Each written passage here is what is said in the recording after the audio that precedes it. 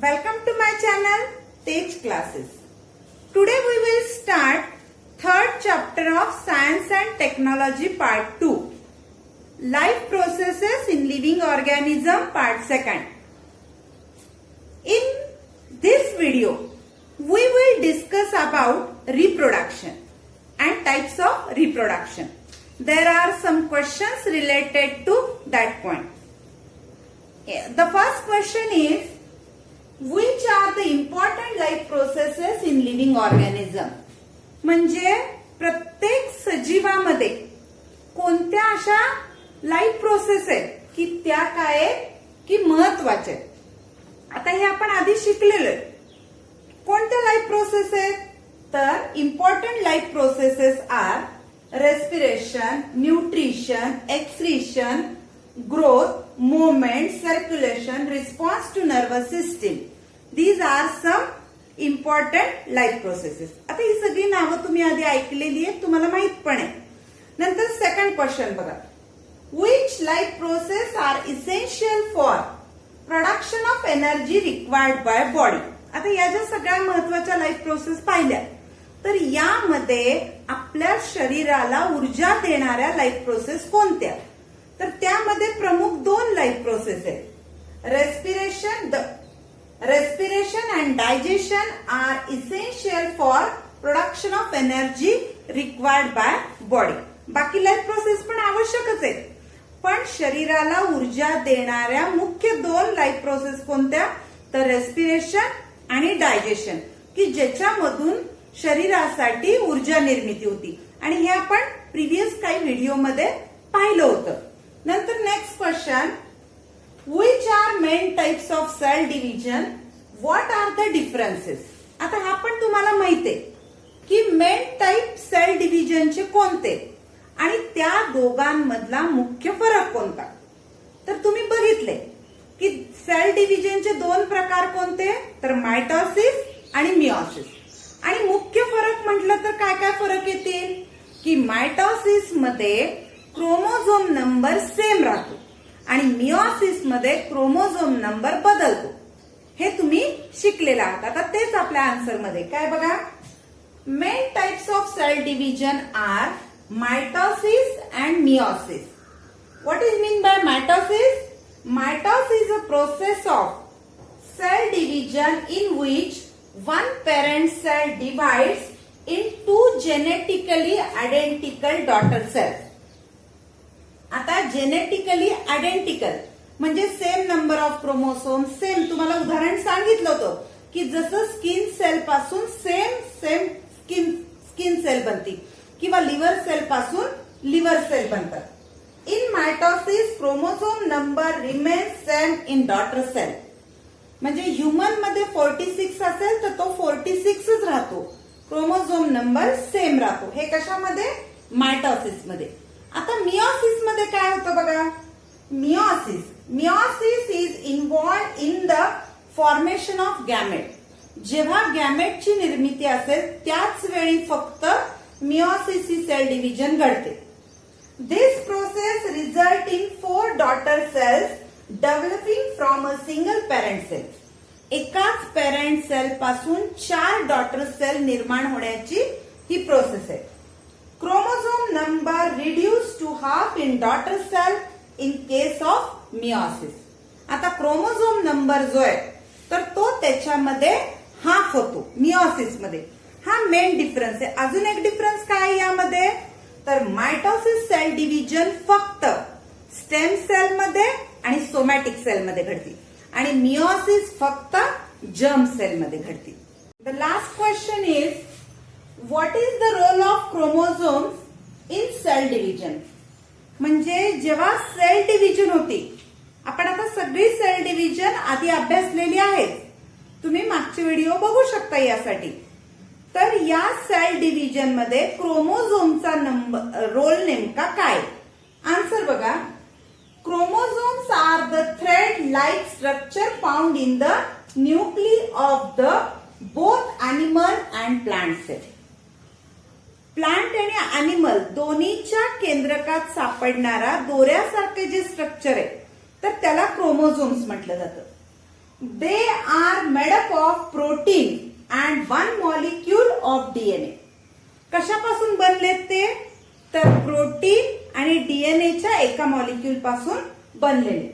During this cell division DNA must remain intact and keep its even distribution throughout the cell. आणि cell डिव्हिजनच्या दरम्यान DNA काय राहतो की intact म्हणजे काय की तो कार्यरत राहतोच आणि त्याचं डिस्ट्रीब्युशन पूर्ण सेलमध्ये सारखंच असतं. आता हे जे सगळे प्रश्न आपण बघितले तर या प्रश्नावरून एक गोष्ट आपल्याला कळली की सगळ्या ज्या लाईफ प्रोसेस आहेत तर या लाईफ प्रोसेसेस मध्ये फक्त रिप्रोडक्शन एकच लाईफ प्रोसेस अशी आहे की जी जिवंत राहण्यासाठी आपल्याला आवश्यक आहे असं नाही. पण जो सजीवांचा नंबर आहे हा सजीवांचा नंबर कायम राहण्यासाठी रिप्रोडक्शन आवश्यक आहे. आता तेच दोन महत्वाचे पॉइंट काय आहेत बघा. तर some life processes are essential to each living organism as. प्रत्येक सजीवाला आवश्यक असणाऱ्या काही लाईफ प्रोसेस आहेत त्या कोणत्या? Nutrition, respiration, excretion, sensation and response. म्हणजे या सगळ्या जिवंत राहण्यासाठी आवश्यक आहे. Reproduction does not help the organism to remain alive. म्हणजे जिवंत राहण्यासाठी रिप्रोडक्शन आवश्यक आहे असं नाही. म्हणजे एखाद्या आंब्याच्या झाडाला जर आंबे लागलेच नाही तर ते झाड मरून जातं असं नाही. किंवा एखाद्या गाईला पिल्लू झालं नाही तर ती मरती असा भाग नाही. तरी पण but it helps to maintain the continuity of the species of that organism. पण त्या सजीवांचा नंबर जो आहे तर तो कायम राहण्यासाठी, कारण त्या सजीवापासून त्याच्यासारखा सजीव तोच निर्माण करू शकतो. आता आपल्याला माहिती आहे की डायनासोर पूर्ण पृथ्वीवरून समूळ नष्ट झाला का तर एक सुद्धा डायनासोर राहिलाच नाही की नंबर त्याचा कायम ठेवायला. किंवा बऱ्याच अशा प्रजाती आहेत वनस्पतीच्या, प्राण्यांच्या की त्या योग्य रिप्रोडक्शन करू शकल्या नाहीत किंवा मग परिस्थितीनं राहिल्या नाहीत तर त्यामुळे ते जाती सगळ्या नष्ट झाल्या. पान नंबर 22 वर ऑब्झर्व म्हणून या फिगर तुम्हाला दिलेल्या आहेत. ABCD अशा 4 फिगर आहेत आणि प्रश्न विचारलाय observe the picture and tell the life process which you identified. तर या 4 फिगर मध्ये आपल्याला एकच लाईफ प्रोसेस दिसती आणि ती म्हणजे रिप्रोडक्शन. तुम्ही तिथंच लिहून ठेवा रिप्रोडक्शन म्हणून. आता त्याच्या खाली कॅन यू टेलचे काही क्वेश्चन्स आहेत. ऑब्झर्व फिगरच्या खाली आकृतीमध्ये पान नंबर 22 वर कॅन यू टेलला काही क्वेश्चन विचारले. हे क्वेश्चन रिप्रोडक्शन या आपला पुढचा जो पॉइंट आहे तर या पॉइंटशी रिलेटेड काही क्वेश्चन्स आहेत. पहिला क्वेश्चन बघा, what do we mean by maintenance of species. की कुठली एखादी प्रजात असेल तर तिचा मेंटेनन्स म्हणजे तिचा नंबर ऑफ स्पीसीज जो असतो तर तो कायम ठेवण्या काय महत्व आहे त्याचं. Maintenance of species is protecting the flora and fauna and preventing it from being extinct by preserving it. याचा अर्थ काय की जमिनीमध्ये असणारे जे सूक्ष्मजीव आहेत तर यांचा नंबर सुद्धा यामुळं काय केला जातो की यांचा नंबर सुद्धा कायम ठेवला जातो. सेकंड बघा, this is important to maintain ecological diversity in the environment and to balance environment. Ecological डायव्हर्सिटीचा अर्थ काय, पर्यावरण विषयी जी विविधता आहे तर ही विविधता सुद्धा काय केली जाते तर ही मेंटेन केली जाते आणि एन्व्हायरमेंटचा बॅलन्स सुद्धा यामुळे ठेवला जातो. This should be done by each and all a better future. आणि हे सगळं एका चांगल्या भविष्यासाठी म्हणजे सगळे जर सजीवांचे नंबर मेंटेन राहिले तर काय होतं की पर्यावरण सुद्धा मेंटेन राहायला मदत होती.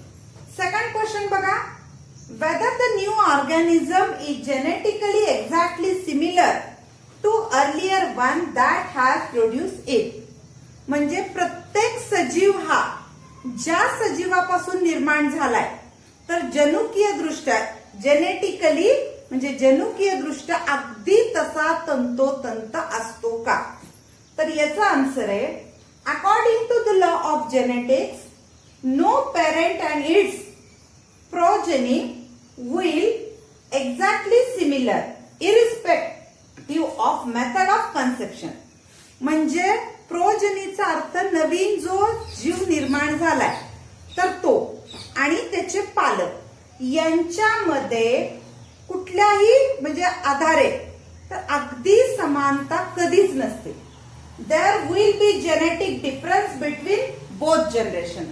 आता यामध्ये जे आपण रिप्रोडक्शनचे 2 प्रकार बघणार आहे तर या प्रकारानुसार काही मध्ये सिमिलॅरिटी जास्त असते आणि काही मध्ये सिमिलॅरिटी एकदम कमी असते म्हणजे डिफरन्सेस जास्त असतात. ते आता हळूहळू आपल्या पुढे प्रकरणात काही पॉइंट मधून येईलच. Next question is who determines whether the 2 organisms of species will be exactly similar or not. म्हणजे एकाच प्रजातीचे 2 सजीव याच्यामध्ये साम्य आणि भेद हे कोण ठरवतं? तर त्यामध्ये काही पॉइंट्स आहेत बघा. Similarities between organisms of a same species can be noticed by way that they look, behave and interact with each other. म्हणजे 2 सजीव जे एकाच जातीचे आहेत तर त्यांच्यामध्ये कुठले कुठले पॉइंट नोटीस केले जातात? तर दे लुक म्हणजे ते दिसतात कसे, बिहेव म्हणजे त्यांचं वागणं कसे, and interact with each other इतरांशी ते कम्युनिकेशन कसे करतात म्हणजे संवाद कसा साधतात.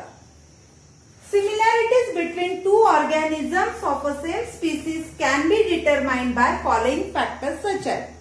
आणि मग यासाठी काही पॉइंट्स ठरवले तर हे पॉइंट्स कोणते कोणते? तर पहिला जेनेटिक मटेरियल त्यांच्यामध्ये असणारं जे जनुकीय मटेरियल आहे ते, बिहेवियर त्या सजीवांचं वर्तन, अँड एन्व्हायरमेंटल इन्फ्लुएन्स आणि पर्यावरणाचा त्यांच्यावर होणारा परिणाम. DNA plays the major role in determining the similarity. त्यामध्ये डीएनएचा खूप प्रमुख रोल आहे की त्यांच्यामधले साम्य दाखवणारे. Then comes the environmental factor आणि त्याच्यानंतर एन्व्हायरमेंटल फॅक्टर्स येत असतात. That impact on the behaviour of organism आणि ह्या सगळ्याचा परिणाम त्या सजीवाच्या वागण्यावर होत असतो. The last question is what is the relationship between the cell division and formation of new organism of same species by earlier existing organism. म्हणजे काय की एखाद्या प्रजातीचा सजीव त्या सजीवांपासून निर्माण होणं म्हणजे जुन्या असलेल्या सजीवांपासून निर्माण होणं आणि पेशी विभाजन या दोन्ही मध्ये फरक काय? तर आन्सर बघा, cell division is manipulation of the initial cell and formation of new daughter cell. Cell division काय आहे की जुन्या सेलमध्ये काही थोडाफार बदल होऊन नवीन डॉटर सेल निर्माण होणं, यातले बदल अगदी मायनर असतात. while formation of new species of same organism is called as reproduction. या उलट फॉर्मेशन ऑफ न्यू स्पीसीज जे तर त्याच ऑर्गॅनिझम पासून न्यू स्पीसीज पूर्ण नवीन सजीव निर्माण होणं या क्रियेला रिप्रोडक्शन असं म्हटलं जातं. आता आपल्या पुढच्या व्हिडिओमध्ये आपण what is mean bye reproduction आणि या रिप्रोडक्शनचे प्रकार हे सगळा भाग बघणार आहे. तोपर्यंत धन्यवाद.